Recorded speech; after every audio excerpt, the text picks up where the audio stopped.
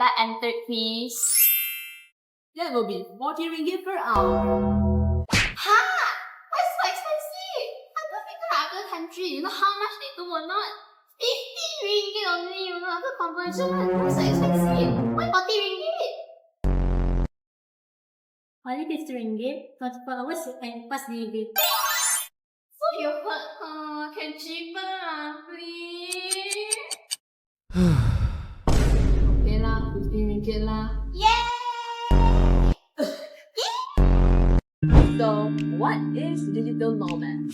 Digital nomad refers to a category of mobile professionals that work anywhere around the world while utilizing digital technologies.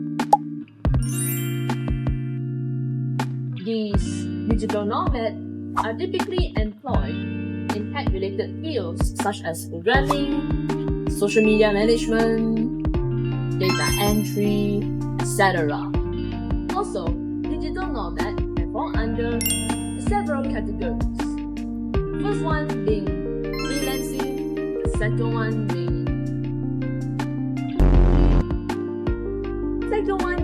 remote employees, and the third one being independent business owners. However, today we will specifically be talking about data entry freelancers. Now, let's talk about how freelancing closely resembles perfect competition as a concept.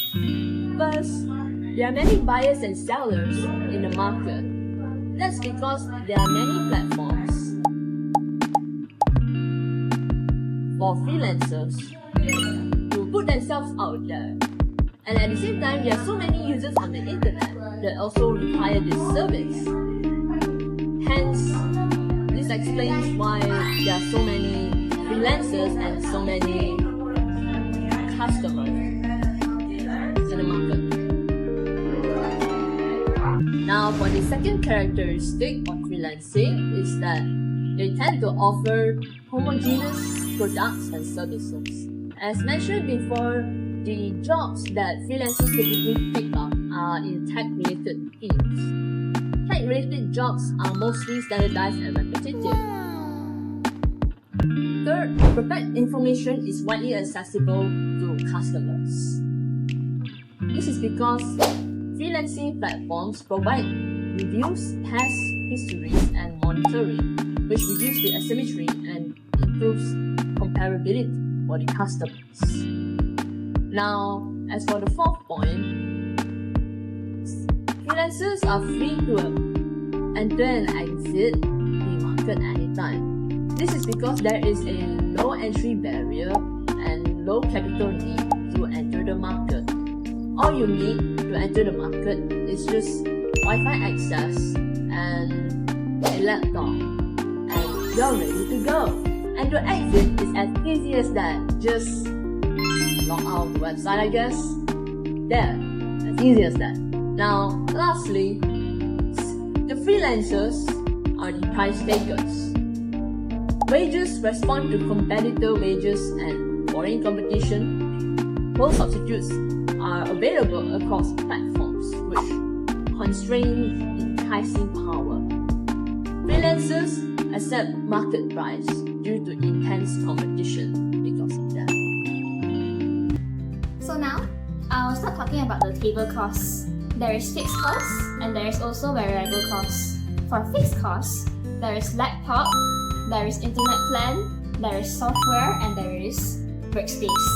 As for the variable costs, there is electricity, there is time and effort, there is platform fees, there is longer working hours, as well as device wear and tear.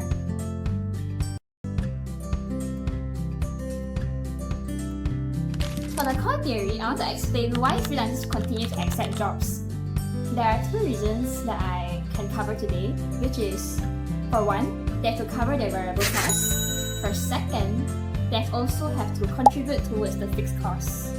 Next, there is also continuing operations despite earning low profits. Second, there is competition forcing workers to accept lower prices. Also, there is workers staying in the market in the short run. To further explain core theory, Freelancers continue to accept jobs even with low earnings because the income still helps cover daily operating costs, such as internet, electricity, and platform fees. Research on Upwork found that many freelancers face unstable income and continue to work despite low wages due to financial necessity. Online freelancing platforms have very intense competition because freelancers come from many countries. They offer similar services. This creates a situation similar to perfect competition, where workers become price takers and often cannot charge higher prices freely. Studies on digital labor platforms show that freelancers frequently lower their prices and accept multiple projects to stay competitive in the market. Research on Fiverr and Upwork also shows that freelancers experience long working hours, income uncertainty, and pressure from rating systems and algorithms.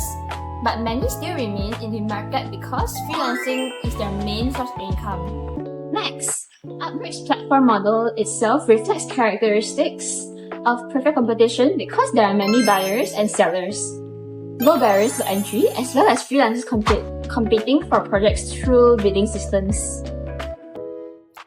So, to truly understand why some firms continue to operating while losing their money, we can consider an example of a freelancer who do UI web designer that working in London. So, this freelancer incurs several fixed costs that need to be paid regardless of how much they completed their works. So, for example, these fixed costs include the rental expenses that cost $2,876 per month, the mobile data that charge $16 per month, the cost of the workspace rental of $269, and also software subscription fees that also cost $16 per month. So all of that resulting of costs of $3,177 per month. In addition, the freelancer faces variable costs that charge according to their daily activities and work requirement. This cost consists of food expenses that amounting $403. The transportation cost is $202. Utility bill is $282, and other work-related expenses such as time and effort value at amount of $1,600. Altogether, the total variable cost is at $2,887. Therefore, the freelancer total monthly cost of living and operating amounting at $5,664. Because the online freelance marketplace is highly competitive, our designer is a price taker. This gives us our horizontal black line label as price equal to marginal revenue. The market has set the price firmly at $600 per project, meaning every single additional layout brings in an identical marginal revenue of $600. As economists, we know that every rational firm aims to maximize profit, or in this case, minimize loss, by operating where marginal revenue equals to marginal cost. On the graph, follow the horizontal black price line until it intersects the rising green marginal cost curve. This exact intersection determines our optional short-run output, labeled here as quantity equal to 6 projects.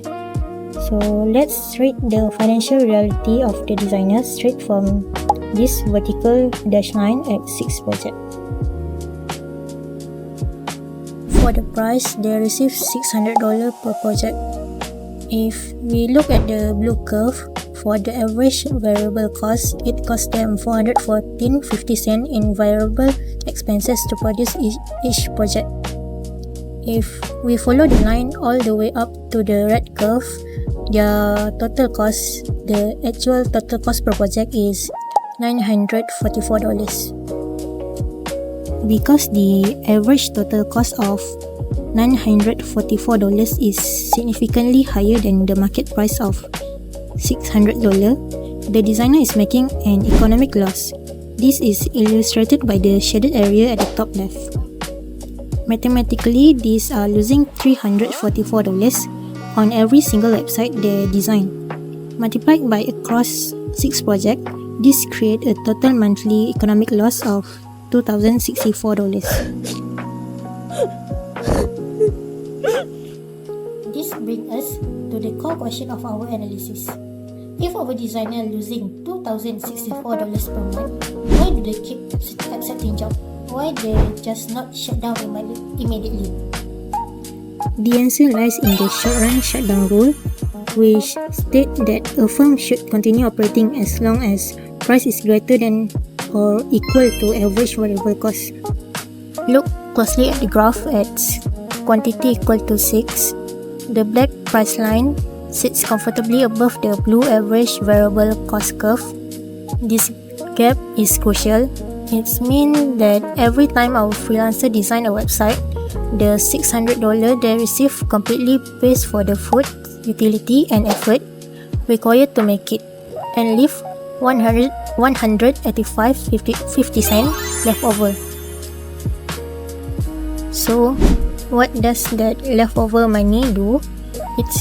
It goes straight toward paying off their fixed costs, their rent, mobile data, and workspace.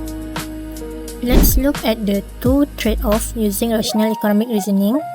If they shut down, their variable costs disappear, but they are still trapped in their rent contract. Their total loss would equal their full fixed cost, $3,177. If they stay open, by pushing through and producing, they are using that leftover revenue to minimize their total loss to just $2,064. By acting like a rational economist, our freelancer realized that operating at a loss actually saved them $1,113 per month compared to quitting.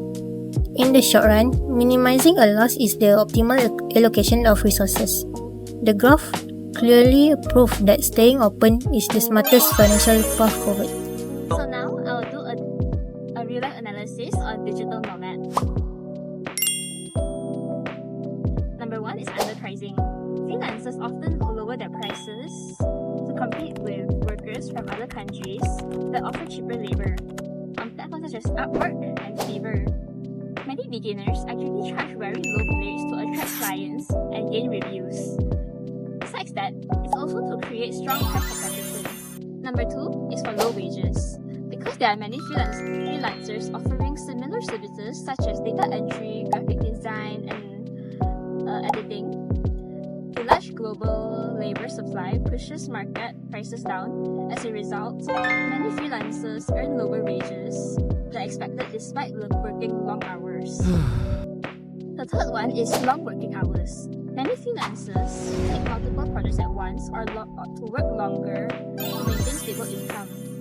Since earnings are not fixed, freelancers often increase their workload to cover living expenses and platform costs. Number 4 is burnout. Continuous competition, tight deadlines, and unstable income can lead to physical and mental exhaustion. Studies on gig economy workers show that freelancers commonly experience stress and work-life imbalance due to pressure from ratings and client demands. Number 5 is low quality output. Because freelancers compete heavily on speed and price, some may actually prioritize completing jobs quickly rather than focus on quality.